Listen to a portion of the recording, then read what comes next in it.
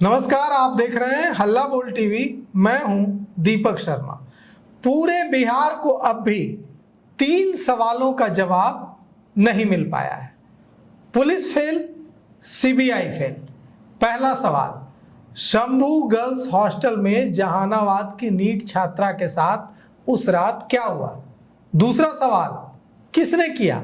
तीसरा सवाल, क्या ये हैवान इतने पावरफुल हैं कि पुलिस से लेकर सीबीआई तक उनसे डर रही है?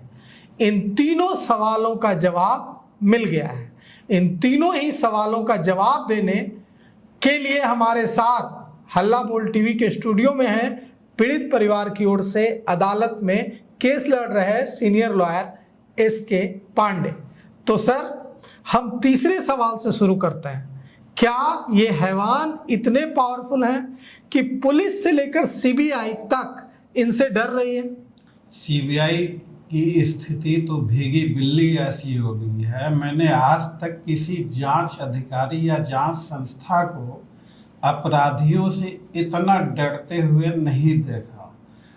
आपको भी हैरानी होगी, आज तक हमारे देश के कानूनी इतिहास में ऐसी नौबत कभी नहीं आई कि जांच अधिकारी, वो भी सीबीआई के अधिकारी पवन श्रीवास्तव जी ने मनीष रंजन की जमानत याचिका के सुनवाई के दौरान लिखित में अदालत को कहा कि मनीष रंजन को जमानत दे दी जाए, उन्हें कोई आपत्ति नहीं। यह पहली बात। फिर भी मनीष रंजन की जमानत याचिका खारिज हो गई। अब जमानत याचिका खारिज हो गई तो सीबीआई की बेचैनी और इनकी साजिश देखिए इस कदर है कि जमानत याचिका खारिज होने के बाद सीबीआई ने जानबूझकर मनीष रंजन के खिलाफ कोई चार्जशीट दाखिल नहीं करा। अदालत ने अपने आदेश, जो कि 10 अप्रैल 2026 का है, उसमें आदेश दिया था सीबीआई को कि इस केस में आप निर्धारित समय सीमा के अंतर्गत चार्जशीट दाखिल करें। हमारा बीएनएसएस का एक सेक्शन है 193 सबसेक्शन 2, जो कि साफ साफ यह कहता है कि पॉक्सो जैसे गंभीर मामले में जो चार्जशीट है वो घटना के दिन से लेके 60 डेज के अंतर्गत दाखिल हो जाना चाहिए। ऐसा प्रावधान नए वाले जो बीएनएसएस है, ऐसा इसलिए बनाया गया है कि अपराधी को डिफॉल्ट बेल ना हो।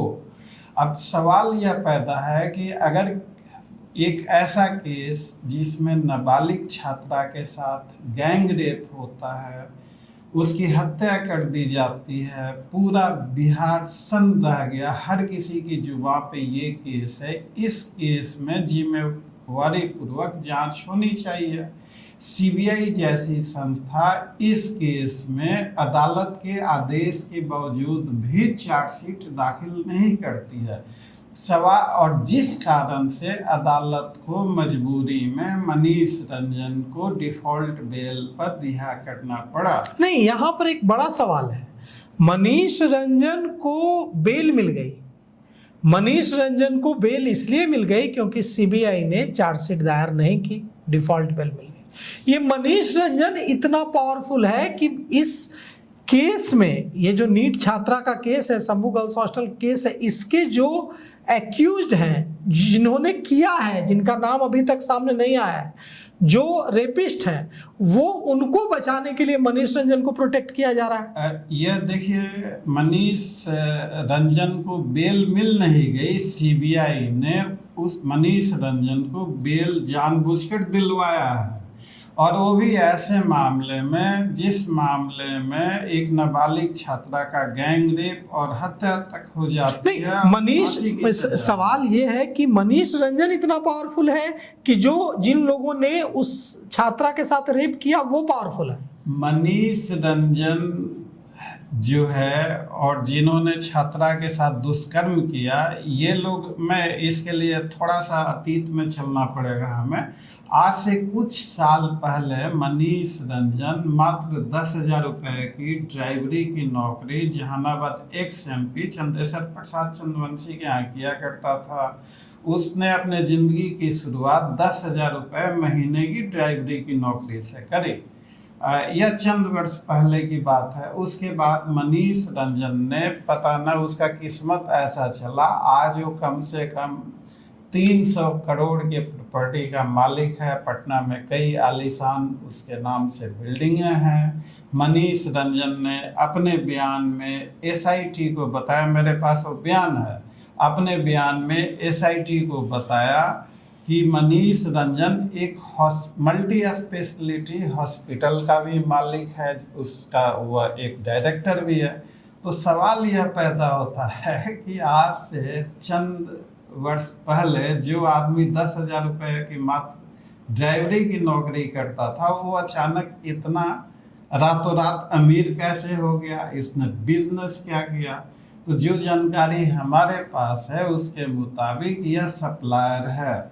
किस चीज का सप्लायर है? लड़कियों का सप्लायर है। और किसको सप्लाई करता है? ये बड़े बड़े अधिकारियों को, नेताओं को, जो मासूम लड़कियां जो हॉस्टल में रहती हैं उनमें से किसी को टारगेट करता, उनके भोजन में नशा मिलाता और दुष्कर्म किया जाता, उसका वीडियो बना के उन्हें ब्लैकमेल किया जाता। कुछ लड़कियां समझौता कर लेती। नीट छात्रा हमारी बहादुर बच्ची थी, पूरे बिहार को गर्व होना चाहिए नीट छात्रा पे। उस बच्ची ने मरना पसंद किया, लेकिन अपनी इज्जत से कोई समझौता नहीं किया। वो बच्ची हमेशा हमेशा के लिए हमारे सभी के दिलों में अमर हो। तो आप ये कह रहे हैं कि उसके खाने में भी नशा मिलाया गया और उसके साथ रेप किया गया? उसके साथ किया गया, उसके खाने, उसके भोजन में नशा। ये ऐसा मैं इसलिए कह रहा हूँ कि आप देखिए, बच्ची को जो है वो 5 जनवरी की रात में उसकी अपनी मम्मी से बातचीत होती है, अपनी माता को बताती है कि हाँ मम्मी ठीक से पहुँच गया, खाना खा लिए हैं, खाने में रोटी थी और आलू बैगन की सब्जी थी। जबकि हॉस्टल वाले झूठ बोल रहे कि उसने रात का खाना नहीं खाया, सुबह का नाश्ता नहीं किया, दोपहर को ना निकले। तब हम उसे लेके गए, उसके कमरे में गए तो उसे बेहोशी की स्थिति में देखा और डॉक्टर के पास लेके गए। तो सीक्वेंस को मैं जरा 1-2 मिनट में बता दूं ताकि पूरी कहानी समझने में आसानी होगी। और ज्यादा आसानी होती कहानी को समझने में कि आप ये बताइए कि आपके पास जो जानकारी है उसके मुताबिक उस बच्ची के साथ क्या हुआ? उस बच्ची के साथ, बच्ची 5 जनवरी को 3:35 में अपने गांव से आती है शंभू गर्ल्स हॉस्टल। ठीक है। 5 जनवरी के रात 9 बजे उसकी अपनी माताजी से बातचीत होते कि जो एक अमूमन साधारण सी बातचीत है कि हाँ मम्मी मैं पहुंच गई हूँ, खाना खा लिया। सो खाने में रोटी थी, आलू बैगन की सब्जी थी। उसके बाद से कोई बातचीत नहीं हो पाती। वो क्षणिक बातचीत के बाद बच्ची को अगले दिन 6 जनवरी को 3:40। नहीं, वो 6 ये कहानी तो सुना रही है पुलिस।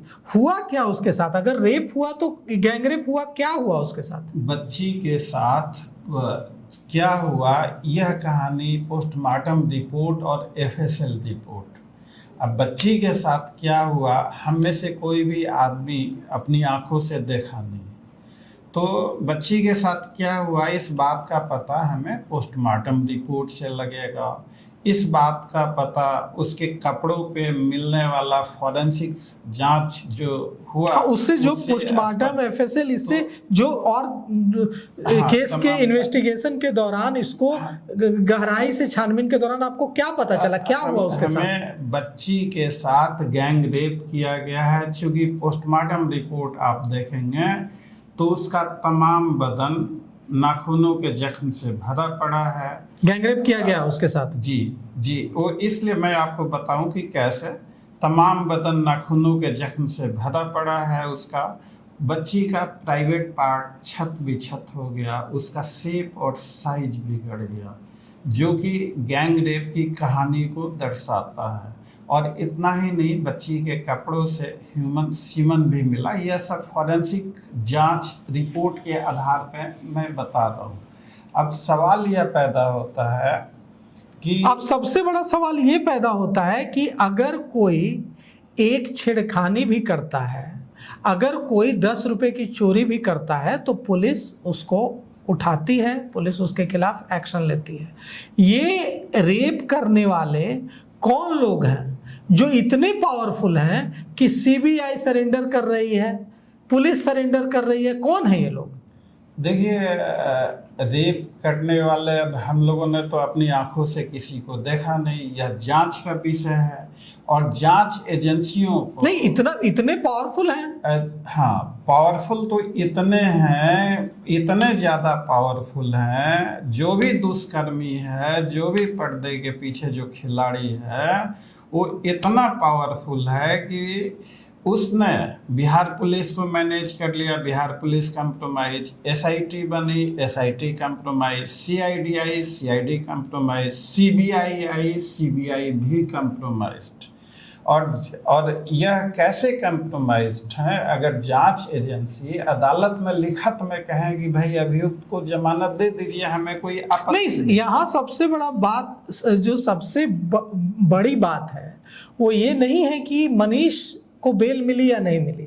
सबसे बड़ी बात ये है कि जिसने ये किया है उसके बारे में तो कुछ पता ही नहीं है, और कभी पता, अगर इसी तरह से जांच चलती रही तो कभी पता चल भी नहीं पाएगा कि आखिर उसके साथ, उस छात्रा के साथ रेप किया किसने।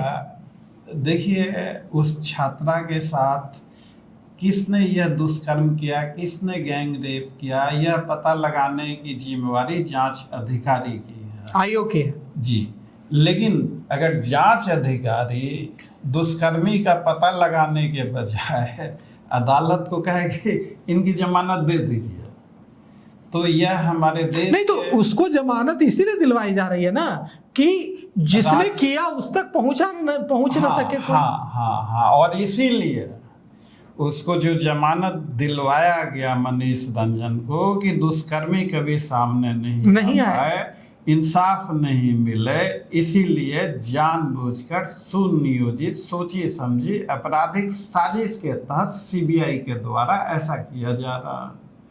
अब जो दुष्कर्मी है और जो पर्दे के पीछे का बड़ा खिलाड़ी है, जिसके कारण सिर्फ सीबीआई ही मैनेज नहीं हुई, 3 हॉस्पिटल में बच्ची का इलाज चला। बच्ची सबसे पहले सहजानंद हॉस्पिटल जाती है, उसके बाद प्रभात मेमोरियल जाती है, फिर जयप्रभा मेदांता जाती है।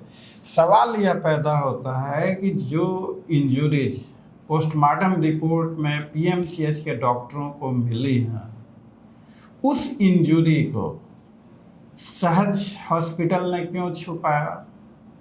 उस इंजरीज को सबसे, ये सारी बातें हम लोग कई बार डिस्कस कर चुके हैं, लेकिन सबसे बड़ा जो सवाल ये है, जो कुछ नेता जो मिलने गए, जैसे कि प्रशांत किशोर मिलने गए जहानाबाद के पतियावा गांव, पप्पू यादव, सांसद पप्पू यादव ने कई बार मुलाकात की और दोनों ने यह बात कही लगातार कि इसमें कुछ जो रेप करने वाले जो लोग हैं वो बहुत पावरफुल लोग हैं और इसलिए उनको बचाने की कोशिश की जा रही है। अब ये कितने पावरफुल लोग हैं आपकी central bureau of investigation CBI जो है वो सरेंडर हो रही है। यह लोग सत्ता के शीर्ष पे बैठे हुए काफी बहुत ही रसूखदार लोग हैं और इन लोगों को बचाने के लिए ऐसा खेल खेला जा रहा है सीबीआई के द्वारा। और देखिए, इस केस को देखने के बाद तो ऐसा ही लगता है कि कानून की कोई औकात नहीं, कानून सत्ता की रखैल बनकर रह गया है। जिस केस में जब सीबीआई जांच नहीं, तो कौन है? विधायक हैं, एमपी हैं, प्रधानमंत्री, मुख्यमंत्री, अमेरिका के राष्ट्रपति। मेरी बात सुनिए, अगर ये जो रेपिस्ट है जिसने अगर उस छात्रा के साथ गैंगरेप हुआ, अगर उस छात्रा की हत्या की गई, तो यह जो आरोपी है ये कितना पावरफुल है? एमपी है, एमएलए है, कौन है? अब देखिए, यह जो है इस बात का जवाब ये जो अच्छा, ये आप श्योर हैं कि उसके साथ छात्रा के साथ गैंगरेप हुआ? वो हम क्या श्योर है, पोस्टमार्टम रिपोर्ट चीख चीख के कह रही, फॉरेंसिक जांच रिपोर्ट जिसमें ह्यूमन सीमन मिला वो चीख चीख के कह रही है, पोस्टमार्टम में मिलने वाली इंजरी चीख चीख के कह रही है, जो और इसी आधार पे पॉक्सो एक्ट की धाराएं लगी हैं वो चीख चीख के कह रही हैं। कहाँ हुआ रेप? अब हॉस्टल में? अब देखिए, हॉस्टल में रेप हुआ, हमारे हिसाब से तो हॉस्टल में ही हुआ। और देखिए कैसे कैसे हॉस्टल में रेप नहीं, हुआ। मेरे रिपोर्टर ने मुझे बताया कि वो शंभू गर्ल्स हॉस्टल गया, उसने जो तहकीकात की कि वो जो कमरे हैं, जिस कमरे में मैं नहीं गया, मेरा रिपोर्टर हमारे रिपोर्टिंग टीम के साथ ही गए, उन लोगों ने मुझे आकर बताया कि जिस कमरे में छात्रा रहती थी वो इतने छोटे हैं और जाले लगा हुआ है कि उस कमरे में रेप होने पर जो आसपास लड़कियां रह रही हैं वो उससे अनजान हो, ये मुमकिन नहीं है। तो और क्या कोई दूसरा प्लेस है वहाँ? आप देखिए, सबसे बड़ी बात, जो घटना स्थल जिस तरह से बच्ची पाई गई थी बेहोशी की स्थिति में शंभू गर्ल्स हॉस्टल में, तो उसका दोनों पैर नीचे बेड से झूलता हुआ और वो ऐसे बैग के सहारे ऐसे सोई हुई थी, तो उससे यही पता लगता है कि जो उसके साथ दुष्कर्म उसी हॉस्टल, उसी बेड पे, उसी कमरे में हुआ, क्योंकि घटना के तुरंत बाद 6 तारीख को ही जो हॉस्टल में अमूमन लड़कियां अपने कमरे और अपने कपड़े वगैरह खुद ही साफ करती हैं, यह अनहोनी है कि इस केस में बच्ची का जो कमरा नंबर था हॉस्टल वालों ने उसी दिन साफ कर दिया। उनके बयानों में भी आया हुआ है कि कमरे की साफ सफाई हो गई। सवाल यह पैदा होता है कि कोई बेड, कोई कमरा जो गैंग रेप का घटना स्थल है, उसकी साफ सफाई क्यों की गई? उसकी साफ सफाई करने का मतलब है सबूतों और साक्ष्यों को मिटाना। अगर उसकी साफ सफाई नहीं की गई होती तो जो इसके क्या सबूत हैं कि मनीष रंजन नेताओं और बड़े अफसरों को लड़कियों की सप्लाई करता था? यह देखिए, जो ये सिर्फ आपका एजम्पशन है? नहीं, एजम्पशन नहीं है। हम लोगों के पास जो केस को देखते हुए और हालातों को देखते हुए जो जानकारियां हम लोगों तक पहुंची हैं, उन जानकारियों के आधार पर मैं यह कह रहा हूं कि इस केस में भोली भाली मासूम लड़कियों को, जो खासकर गरीब परिवार से, मिडिल क्लास परिवार से आते हैं, गरीब परिवार आदर, उन्हें जाल में झांसे में फंसाया जाता है, उनके भोजन में नशा मिलाया जाता है। जब वो नशे की स्थिति में हो जाती तो उनके साथ दुष्कर्म किया जाता, उसका वीडियो बना लिया जाता और उस आधार पे उन भोली भाली मासूम बच्चियों को ब्लैकमेल किया जाता। कुछ बच्चियां वक्त और हालात से समझौता कर लेती, कुछ नहीं करती। तो इन सारे घटनाक्रमों को देखने से और तमाम तथ्यों की जो जानकारियां इस केस के दौरान हमारे पास पहुंची विभिन्न माध्यमों से, तो उसके तहत यह जो है हाई प्रोफाइल सेक्स रैकेट का केस है। अदालत में भी हम लोगों ने इस बात को उठाया है और इस बात को कहा है।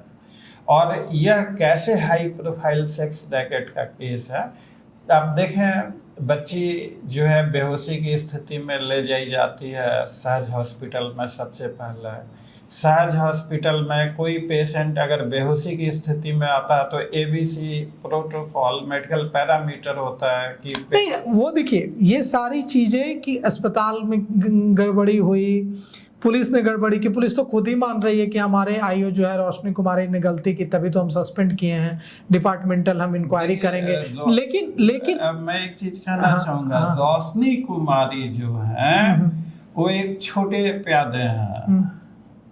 रोशनी कुमारी कई बार सुनवाई के दौरान आई, और कई बार जो है अदालत ने उनसे जब सवाल जवाब किया, मैं भी मौजूद था, तो रोशनी कुमारी को के साथ जो सीनियर ऑफिसर्स हैं, आप देखिए अभिनव कुमार, एसएसपी कार्तिकेय कुमार शर्मा, डीजीपी विनय कुमार, इन लोगों ने पोस्टमार्टम रिपोर्ट आने से पहले ही कह दिया कि बच्ची के साथ कोई सेक्सुअल असॉल्ट नहीं हुआ। तो बच्ची का पोस्टमार्टम रिपोर्ट आपके चैनल ने भी चलाया था, उनका प्रेस बाइट। तो सवाल यह पैदा होता है कि बच्ची का पोस्टमार्टम रिपोर्ट नहीं आया, तो इतने बड़े पुलिस अधिकारी, एएसपी अभिनव, शायद वो एसपी हैं, मुझे ठीक से नहीं पता, एएसपी हैं, एएसपी जो भी हैं वो, तो अभिनव कुमार जी ने, कार्तिकेय कुमार शर्मा ने, एसएसपी, इन लोगों ने प्रेस कॉन्फ्रेंस करके कहा कि बच्ची के साथ कोई दुष्कर्म नहीं हुआ, बच्ची ने आत्महत्या की। तो सवाल यह पैदा होता है कि जब इतना सीनियर ऑफिसर, नहीं गलती भी तो हो सकती है। नहीं, ये देखिए दो बात है। एक देखिए एक बात ये है कि पुलिस से मामले की गंभीरता को समझने में गलती हुई। नहीं, मैं अपनी बात कर लूं। एक बात हो सकती है कि गलती हुई, एक बात है कि जो रेपिस्ट है, दुष्कर्मी है, वो इतना पावरफुल है कि उसके आगे कोई भी सबूतों की पड़ताल करने और इन्वेस्टिगेशन को सही दिशा में ले जाने का साहस नहीं कर रहा है। दोनों में से कौन बात सही है? आप बस इतना समझ लीजिए कि जो दुष्कर्मी है वो सत्ता के शिखर पे काफी रसूखदार व्यक्ति है, और सब लोग, पूरी जांच एजेंसियां, पुलिस, हॉस्पिटल, सब लोग उसे बचाने में लगे हुए हैं। मुझे ऐसा लगता है इस देश का कानून जिंदा है। ईश्वर से, ऊपर वाले से दुआ कीजिए सच सामने आए और कानून के हाथ मजबूत हों, दुष्कर्मी को सजा मिले इस केस में। नहीं, अगर आपको ये पता है कि दुष्कर्मी कौन है तो आप डीएनए टेस्ट करवा लीजिए, फिर कोर्ट जाइए, सुप्रीम कोर्ट जाइए। हम लोग ऐसा जरूर करेंगे, जो भी विधि सम्मत उचित कानूनी कार्रवाई होगी वो सब कुछ करेंगे इंसाफ। दुष्कर्मी कौन है ये आपको पता है? हम लोगों को जानकारी लगी है, अब वो जानकारी कितनी सही है हम लोग अपने लेवल से जांच कर रहे हैं, लेकिन ये पता है कि दुष्कर्मी कौन है? हम लोगों के पास जानकारी है, हम लोगों को ऐसी पीड़ित पक्ष को भी जानकारी है, परिवार को भी जानकारी है, माता पिता को भी जानकारी है, नाम भी पता है जी। और उन्होंने सीबीआई को अपने बयान में ऐसा बता दिया जी, नाम भी बता दिया जी। तो सीबीआई ने क्या कहा नाम बताने पर? सीबीआई ने उसको ऑन रिकॉर्ड लिया। अब देखिए, बात यह है कि सीबीआई ने बयान लिखा, हाँ, तरीका यह कहता है कि जब बयान अगर लिखा जाएगा तो नए वाले कानून के मुताबिक उसका ऑडियो वीडियो मोड पे रिकॉर्ड किया जाएगा। तो अब सीबीआई जो गवाहों के बयान लिखती है, आपको याद होगा एक रितु कुमारी, वो नर्स थी प्रभात हॉस्पिटल की, तो रितु कुमारी ने सीबीआई को अपने बयान में बताया कि पीड़िता के आने के पहले से ही हॉस्पिटल में सबको पता था कि एक रेप केस आ रहा है। उसने ऑन कैमरा भी यह बयान दिया। तो इस बात पे सीबीआई आग बबूला हो गई। सीबीआई रितु कुमारी को लगी कहने कि हर किसी को पता था कि एक रेप केस आ रहा, आपके पास क्या सबूत है इसका? तो अब मान लीजिए कि अगर पीड़ित पक्ष दुष्कर्मी का भी नाम बताया तो सीबीआई कहेगी कि आप सबूत लाइए। अब यह बताइए, मान लीजिए कि किसी के साथ गैंग रेप होता है, यह एफआईआर अज्ञात लोगों के खिलाफ है, क्योंकि किसी ने गैंग रेप होते हुए अपनी आंखों से नहीं देखा है। आपको क्या लगता है कि गैंग रेप ऐसे मुकदमे का कोई वीडियो बना के सबूत के तौर पे रखेगा? तो यह जो गैंग रेप हुआ कि नहीं हुआ, यह सारी चीजें एक परिस्थिति जन्य साक्ष्य होते हैं, नहीं, circumstantial evidence। यहाँ बड़ी बात यह है कि पीड़ित परिवार के वकील एसके पांडे को पता है कि रेप किसने किया, माता पिता को पता है कि रेप किसने किया, और पीड़ित परिवार ने इस बात को सीबीआई के आईओ इन्वेस्टिगेशन ऑफिसर, जांच अधिकारी और दूसरे अफसरों के साथ शेयर भी कर दिया। अब सीबीआई ने क्या कहा? सीबीआई ने उसको ऑन रिकॉर्ड लिया उस नाम को? इस बात की जानकारी सीबीआई के अफसर ही देंगे, आप सीबीआई से पूछिए। हमारी जानकारी में है कि सीबीआई को बताया गया। तो सीबीआई ने क्या कहा? सीबीआई के अफसर ने क्या कहा उस नाम को सुनकर? कुछ नहीं कहा। उसको दर्ज किया। अब उन्होंने दर्ज किया या जो बयान लिखा जाता है वो परिजन के सामने नहीं लिखा जाता, न परिजन से शेयर किया जाता, न बताया जाता।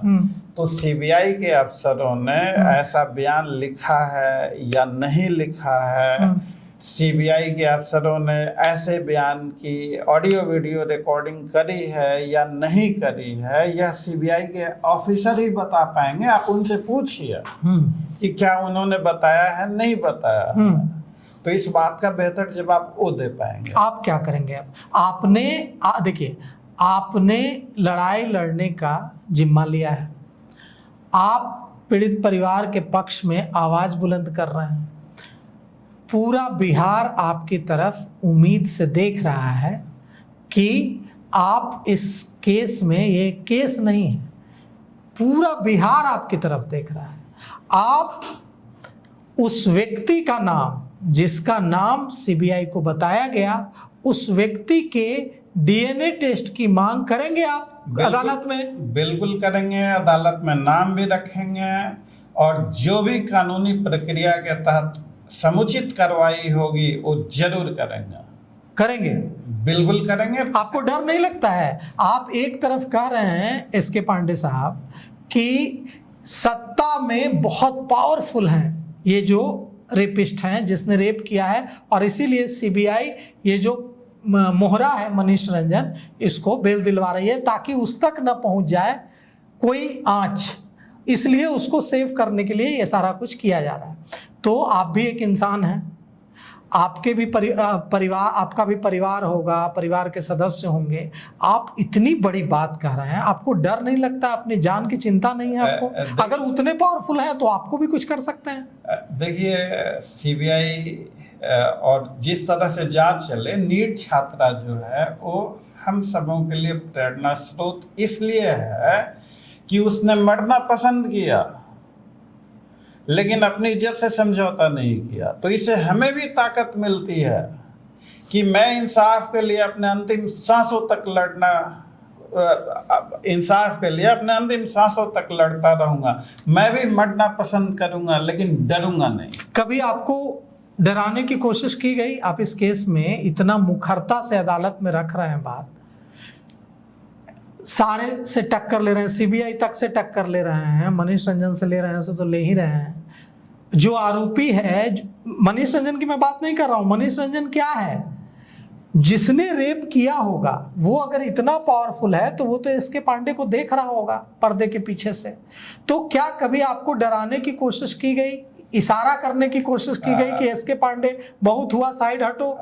देखिए, मैं ईश्वर में विश्वास करता, कोशिशें तो तमाम जारी हैं। कोशिशें जारी हैं? कोशिशें कई तरह से जारी हैं। कल को कोई होनी अनहोनी मेरे साथ हो जाता है तो इसमें कोई आश्चर्य नहीं।